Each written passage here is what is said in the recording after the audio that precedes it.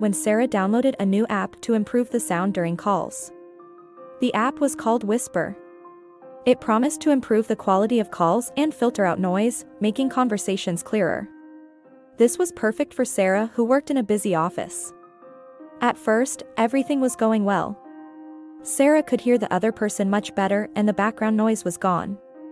However, she noticed one strange phenomenon. Every time she spoke on the phone, her ear would tingle. At first, it was insignificant, like a light tingling. But with each call, the sensation became stronger. Then one day while talking to a friend, Sarah felt a sharp, painful bite in her ear. She screamed and immediately hung up the phone. She thought it was a strange case and decided to reboot her phone. When she opened the app again, it asked for an update. After the update, Sarah continued talking to a colleague at work. Suddenly, she felt something cold and sharp bite her ear, but this time it was much stronger. She quickly turned off the phone and noticed that something was flashing on its screen. It was an image resembling someone's mouth with sharp teeth. Sarah barely had time to lean back when a whisper was heard from the speaker. "Don't interrupt the conversation. I'm already close." The application was deleted, but since then, Sarah could no longer talk on the phone for long. Because her ears began to hurt.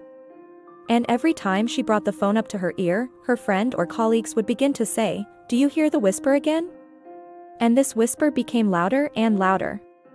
One evening, Sarah was at home alone and she heard the whisper coming from her phone. She picked it up and said, "Who's there? Who is it?" But there was no answer. Only a strange static noise. Then Sarah heard a voice in her head. It was the same voice that she had heard in the app. "You can't escape me. I'm inside you now," it whispered. Sarah screamed and dropped the phone. She tried to make a call, but her hands were shaking so much that she couldn't dial the numbers. Then she noticed that her friends and colleagues were calling her, but she didn't answer. They were clearly worried about her. "Why didn't you answer the phone?" they asked. I don't know," Sarah whispered. "I can't get rid of this feeling." And indeed, when Sarah talked to them, she heard the voice again. "Let me out," it whispered.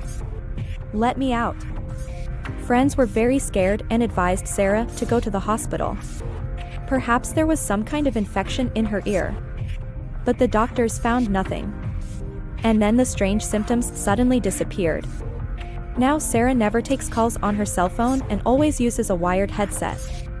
She is still afraid of the whisper and the mouth with sharp teeth.